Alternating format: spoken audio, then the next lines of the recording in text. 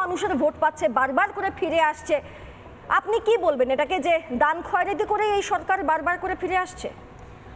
দেখুন, আমি একটা কথা বলি, এই যে তৃণমূল ঠিক অতটা না, তার থেকে বেশি তৃণমূলের কিছু কি বলবো শিক্ষিত চামচা বেলচা, কিছু কবি, সাহিত্যিক, দার্শনিক, প্রাক্তন সাংবাদিক ইত্যাদি কিছু এরকম আতেল টাইপের লোকজন, তারা বিরোধীদেরকে খুব গালাগাল দেয় এই বলে যে বিরোধীরা নাকি লক্ষ্মীর ভাণ্ডারকে ভিক্ষে মনে করে ইত্যাদি ইত্যাদি ইত্যাদি। এই পশ্চিমবাংলায় কোনো বিরোধী দল নয়, লক্ষ্মীর ভাণ্ডারকে যদি কোনো রাজনৈতিক দল ভিক্ষে বলে মনে করে তাহলে সেই দলটি হচ্ছে তৃণমূল কংগ্রেস, এবং সেই কারণেই ওরা লক্ষ্মীর ভাণ্ডারের বিনিময়ে আনুগত্য প্রত্যাশা করে। যদি ওরা এটাকে মানুষের অধিকার মনে করত তাহলে তার বিনিময়ে আনুগত্য চাইতো না। আজকে অনিন্দ্য সিনহা রায় বলছেন যে আমাদের, এবং আমি জীবনে প্রথম দেখলাম কোনো আনঅফিসিয়াল রাজনৈতিক বিশ্লেষক কীরকমভাবে বসে বসে এমপি এমএলএ মন্ত্রী সবাইকে খারিজ করে দিচ্ছে, বলছে ওরা কেউ না, আমি আসল। কিন্তু যাকগে, উনি এখানে যে কথাটা বলছেন মমতা বন্দ্যোপাধ্যায় কী বলেছেন না বলেছেন ছেড়ে দিন, আমি মমতা বন্দ্যোপাধ্যায়ের কথাতেই আসছি, আমি উদয়ন গুহকে ধরছি না। মমতা বন্দ্যোপাধ্যায়কে আমরা ভোটের আগে বলতে শুনিনি, একটা জায়গায় সভা করতে গেছেন, সভায় জমায়েত কম হয়েছে, মঞ্চে যে নেতা বসে আছেন তার দিকে তাকিয়ে বলছেন ভিড় এত কম কেন, লক্ষ্মীর ভাণ্ডারের মেয়েরা আসেনি কেন? মানে কেউ যদি লক্ষ্মীর ভাণ্ডারের টাকা পায় তাহলে তাকে মমতা বন্দ্যোপাধ্যায় জমায়েতে জনসভায় যেতে হবে। একটা জায়গাতে কোথায় তার কদিন আগে কোনো বিরোধী দলের সাথে ওখানে তৃণমূলের ঝামেলা হয়েছে, কী হয়েছে না হয়েছে, সেখানে সভা করতে গিয়ে বলছেন ওই এলাকার যিনি বিরোধী নেতা তাকে উদ্দেশ্য করে যে বেশি বাড়াবাড়ি করবে না, লক্ষ্মীর ভাণ্ডারের মেয়েদের তোমার বাড়িতে পাঠিয়ে দেবো, তারপর বুঝবে। মানে লক্ষ্মীর ভাণ্ডারের টাকা যে বাংলার যে মা বোন পাবেন, তিনি মমতা বন্দ্যোপাধ্যায়ের ভাড়াটে গুন্ডা বাহিনীর সদস্য হয়ে গেলেন, তাকে তিনি বিরোধী নেতার বাড়ি পাঠিয়ে দেবেন ঝামেলা করার জন্য। এই যে রাজনৈতিক দাসত্ব আশা করেন মানুষের কাছ থেকে, ওরা যদি লক্ষ্মীর ভাণ্ডারকে সত্যি একটা সরকারি প্রকল্প বলে মনে করতো, মানুষের অধিকার বলে মনে করতো, তাহলে এই কথাগুলো বলতো না। আমরা বলছি বামফ্রন্ট সরকার 34 বছর রাজ্য চালিয়েছে, আমাদের সাফল্যও ছিল, আমাদের দোষ ত্রুটি ব্যর্থতাও ছিল, কিন্তু এইটা ঘটনা, এটা চেষ্টা করলেও কি ইতিহাস মিথ্যে করে দিতে পারবে না। এই বাংলাতে বার্ধক্য ভাতা চালু করেছিল বামফ্রন্ট সরকার, বিধবা ভাতা চালু করেছিল বামফ্রন্ট সরকার, বেকার ভাতা চালু করেছিল বামফ্রন্ট সরকার। আপনি কোনো দিন জ্যোতি বসুকে, বুদ্ধদেব ভট্টাচার্যকে, কি কোনো সিপিএমের কোনো পাড়ার নেতাকে কোনো দিন বলতে শুনেছেন যে পাড়ায় আমরা ভোটে জিতবো না কি জিতিনি সেই পাড়ায় বার্ধক্য ভাতা বন্ধ হবে, সে পাড়ায় বেকার ভাতা, বিধবা ভাতা বন্ধ হবে? আমি বলছি না যে সিপিএম দোষ ত্রুটির ঊর্ধ্বে, সমালোচনার ঊর্ধ্বে, নিশ্চয়ই আমাদেরও দোষ ছিল, ত্রুটি ছিল, 100 বার ছিল, কিন্তু এই যে সরকারের টাকাকে আমার বাবার টাকা মনে করার এই মানসিকতা, এইটা কোনোদিন আপনি দেখেছেন তৃণমূল কংগ্রেসের আগে এই রাজ্যে কাউকে করতে?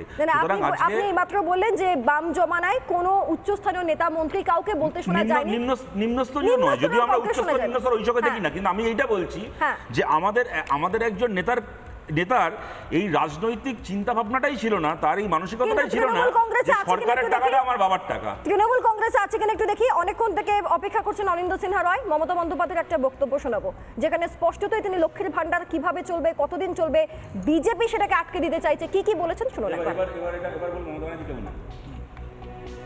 বিজেপির এত বড় সাহস,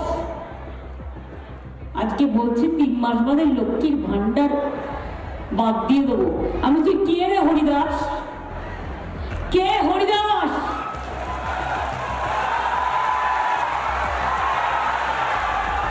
হরিদাস নাম্বার 1, মাথাটা কি গেছে? কোন মাদের মতো বলছে লক্ষ্মীর ভাণ্ডার বন্ধ করে দেবো।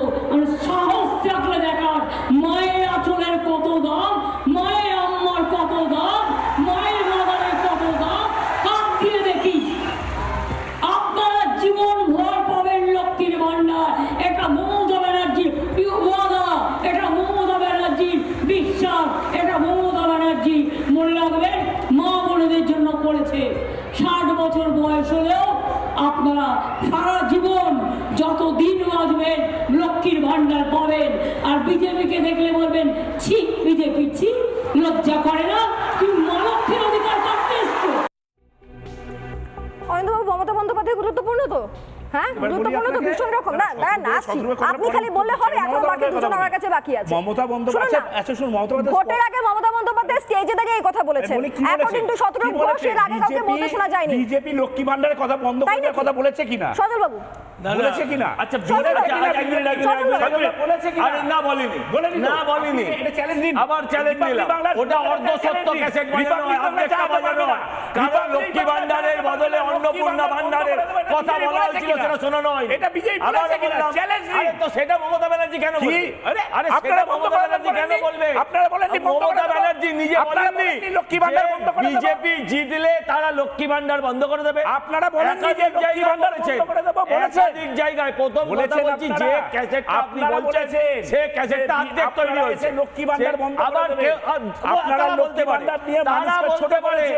মমতা ব্যানার্জি মহিলাদের বলেছে হ্যাঁ ছোট কিনা? করেছে। মমতা ব্যানার্জি বলেছে হ্যাঁ কিনা? আমি তো বললাম মমতা ব্যানার্জি বলেছে হ্যাঁ কিনা যে আমরা না জিতলে লক্ষ্মী ভান্ডার বন্ধ হয়ে লক্ষ্মী যাবে। ভান্ডার বন্ধ আরে ভাই, হবে না। লোকসভা ভোটে আপনারা দাঁড়িয়ে বলেছেন।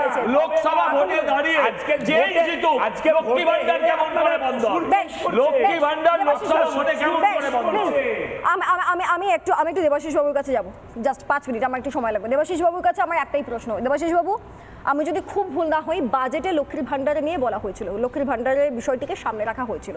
বাজেটে ঘোষিত একটি প্রকল্পকে তৃণমূলের কোনো সাংসদ, কোনো মন্ত্রী, কোনো ব্লক সভাপতি সেটি কোন ব্যক্তি পাবে পাবে না সেটা ডিসাইড করতে পারে?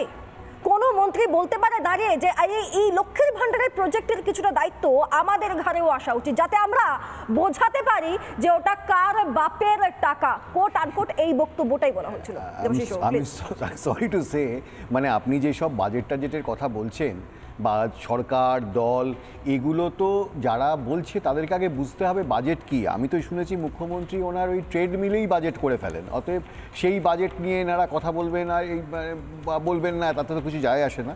যাই হোক, উনি হরিদাসী কী সমস্ত বলছিলেন, তো কাকে বলছিলেন আমি জানি না। আমি সত্যি এটা ঠিক যে কোনো হরিদাসী তো চাইলে বা হরিদাস চাইলে তো লক্ষ্মী ভান্ডার বন্ধ হবে না। এটা তো একটা সরকারের টাকা, আমাদের ট্যাক্সের যে টাকাগুলো কালেকশন হয় সেখান থেকে বিভিন্নভাবে খাতে এটা খরচা এটা হয়। একটু জোর দিয়ে বলুন, আমাদের ট্যাক্সের টাকা তো, ট্যাক্সের টাকা কালেকশনের পর বিভিন্ন প্রকল্পে যায়। সত্যি সেই টাকা কোনো হরিদাসী বা কোনো হরিদাসের আটকাবার ক্ষমতা আছে বলে আমার মনে হয় না। কিন্তু আমার দুঃখটা এই জায়গায় যে আজকের দিনে দাঁড়িয়েও, আজকে 2011 সাল থেকে এই অনিন্দদের সরকার বা তৃণমূলের সরকার এসেছে, পশ্চিমবঙ্গ শাসন করছে, এত উন্নয়ন হচ্ছে, তো এত উন্নয়নের মাঝেও আজকে ভোট চাইতে গেলে লক্ষ্মী ভান্ডার লাগছে। মানে তার মানে উন্নয়নটা ঠিক কোন জায়গায় পৌঁছেছে এটা তো বুঝতে হবে প্রথম।